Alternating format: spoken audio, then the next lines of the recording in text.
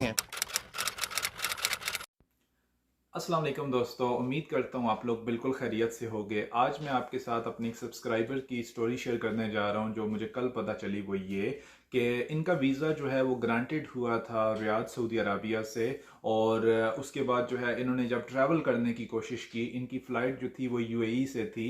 और यूएई से इन्होंने जो है बाय मिस्टेक फ़्लाइट जो है वो यूएसए की करवाई और यूएसए से कनाडा की, और जिसकी वजह से इनको बोर्डिंग के वक्त रोक लिया गया और इनसे बहुत ज़्यादा सवाल पूछे गए कि भाई आप जो है वो आपके पास ट्रांजिट वीज़ा है नहीं। क्योंकि लाजमी बात है इंडियन पासपोर्ट पे या पाकिस्तानी पासपोर्ट पे अगर आप कनाडा ट्रैवल कर रहे होते हैं यूएसए से तो आपको ट्रांजिट वीज़ा चाहिए। विदाउट ट्रांजिट वीज़ा आप यूएसए से ट्रैवल नहीं कर सकते। और ये बड़ा कॉमन आजकल मिस्टेक्स हो रही हैं लोगों से, क्योंकि सस्ती टिकट्स मेरी होती हैं यूएसए के थ्रू, बट आप ये बात भूल जाते हैं कि आपकी बोर्डिंग में प्रॉब्लम आ सकता है। इनके साथ भी यही हुआ कि इनकी बोर्डिंग में प्रॉब्लम आया और फिर क्वेश्चंस पूछना शुरू किए और क्वेश्चंस पे क्वेश्चंस होना शुरू हो गए। और इंसान उस वक्त नर्वस हो जाता है, इंसान उस वक्त परेशान हो जाता है, और बाज़ औक़ात ये चीज़ें आपके हक में नहीं जाती। सादा लफ्ज़ों में इनको बोर्डिंग से डिनाइड कर दिया गया। इनको कहा गया कि अभी आप वापस जाएं। उसके बाद इनको प्रोसीजरल फेयरनेस लेटर आ गया। प्रोसीजरल फेयरनेस लेटर क्या होता है? जब भी कनाडा को शक होता है कि आपने जो वीज़ा गेट किया है उसमें कहीं ना कहीं मिस्टेक हुई है, आपने कोई ना कोई फ्रॉडुलेंट डॉक्यूमेंट यूज़ किए हैं या आपने कोई ऐसी चीज़ छुपाई है जो कि आपके वीज़ा गेट करने में आपको मिला है। एनीवेज इनको प्रोसीजरल फेयरनेस लेटर आया और उसके बाद इन्होंने मिस्टेक नंबर 2 ये की कि पहली मिस्टेक कि इन्होंने यूएसए के थ्रू करवाई। दूसरी मिस्टेक्स के प्रोसीजरल फेयरनेस लेटर का खुद जवाब दिया, जो कभी भी नहीं देना होता। प्रोसीजरल फेयरनेस लेटर पे ऑलवेज आपको प्रोफेशनल पर्सन की हेल्प चाहिए, एक ऐसे इमिग्रेशन लॉयर की हेल्प चाहिए जो इस तरह के केसेस प्रोसीजरल फेयरनेस लेटर के जवाब सैकड़ों दफा दे चुके हैं और उनको पता है कि इमिग्रेशन क्या एक्सपेक्ट कर रही होती है। क्योंकि प्रोसीजरल फेयरनेस लेटर आपका लास्ट चांस होता है अपने आप को 5 साल के बैन के बचाने के लिए। इन्होंने समझदारी ये की कि उसका जवाब खुद से अच्छे से तैयार किया और जो है वो रिप्लाई कर दिया, और जवाब वही होना था जो हुआ। 5 साल का इनको बैन हो गया। और उन्होंने फिर जो है वो मेरे से रब्ता किया कि भाई अब ये सारी सिचुएशन मेरे सामने है, मुझे बताएं कि मैं क्या करूं। तो हम बाय द वे मैंने उनके डॉक्यूमेंट्स लॉयर को आगे फॉरवर्ड किए फॉर जुडिशियल रिव्यू, क्योंकि आपके पास लास्ट ऑप्शन होता है जुडिशियल रिव्यू का। जब भी आपकी कोई रिजेक्शन आती है 60 डेज के अंदर अंदर, अगर आप आउटसाइड ऑफ कैनेडा हैं तो आप जुडिशियल रिव्यू फाइल कर सकते हैं। इस सारी चीज़ों से समझने की जो ज़रूरत है वो 3 इंपॉर्टेंट स्टेप्स हैं जो आपको समझने हैं और कोशिश करना है कि ये चीज़ें अवॉइड करनी है।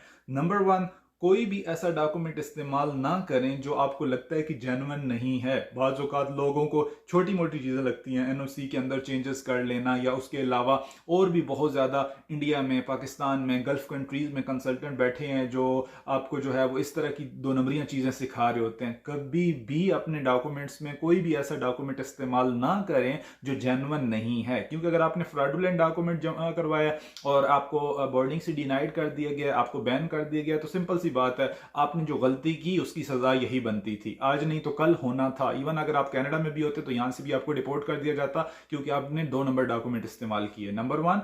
नंबर 2 चीज ये, कभी भी ट्रांजिट की टिकट कोई भी ऐसे कंट्री से ट्रांजिट मत डालें जो आपके लिए प्रॉब्लम क्रिएट करे। आपको पता है पाकिस्तानी पासपोर्ट पे या इंडियन पासपोर्ट को मुझे नहीं पता, लेकिन यूरोप से, यूके से, अमेरिका से कनाडा आने के लिए आपको ट्रांजिट वीजाज चाहिए होते हैं। अगर आपके पास ट्रांजिट वीजाज नहीं हैं, इवन आपके पास कनाडा का वीजा है, स्टिल आप यूरोप के अंदर स्टे नहीं कर सकते। मतलब आप वहां पे लैंड नहीं कर सकते। इवन उसी एयरपोर्ट से निकलना है आपने, यानी कि उसी एयरपोर्ट के अंदर दूसरी फ्लाइट है आपकी, फिर भी आप नहीं जा सकते। Same with UK, same with USA. कभी भी ये मिस्टेक मत करें, ऑलवेज डायरेक्ट टिकट करवा लें। यार महंगी पड़ेगी, जहां पे इतनी आपने मेहनत की है वहां पे थोड़े पैसे और सही, बट हमेशा डायरेक्ट फ्लाइट करवाएं। चाहे पाकिस्तान से हो, चाहे इंडिया से हो, चाहे यूएई से हो, जहां जहां से डायरेक्ट फ्लाइट आती हैं। गल्फ कंट्रीज का ठीक है, आप सऊदीया में आप ओमान चले जाएं, ओमान से कुवैत चले जाएं, कुवैत से बहरीन चले जाएं, कोई पूछने वाला नहीं है।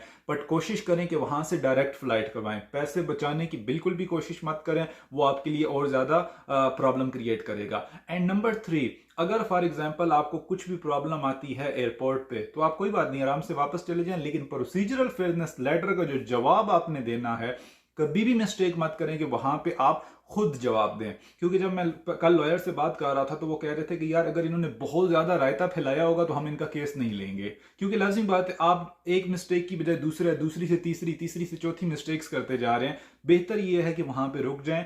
7 दिनों का टाइम होता है, 10 दिनों का टाइम होता है, 2 हफ्तों का टाइम होता है या 1 महीने का टाइम होता है मोस्टली प्रोसीजरल फेयरनेस लेटर में। और आपको फौरन किसी भी प्रोफेशनल एक्सपीरियंस्ड लॉयर को कांटेक्ट करना है और उससे वो तैयार करवाना है, क्योंकि वो आपका लास्ट चांस है। उसके बाद आपके 5 साल जाया होने वाले हैं, ये बात आपने ज़हन में रखनी है।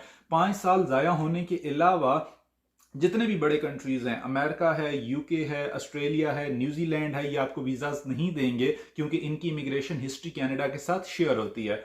आई होप कि मेरी ये छोटी सी वीडियो आप तमाम दोस्तों के लिए हेल्पफुल होगी। और अगर आपको वीजाज मिल चुके हैं, बी केयरफुल, ये मिस्टेक्स को रिपीट मत करें। बहुत ज्यादा लोगों के साथ ये प्रॉब्लम आ रही है, आपके साथ ना है। Thank you so much for watching my video.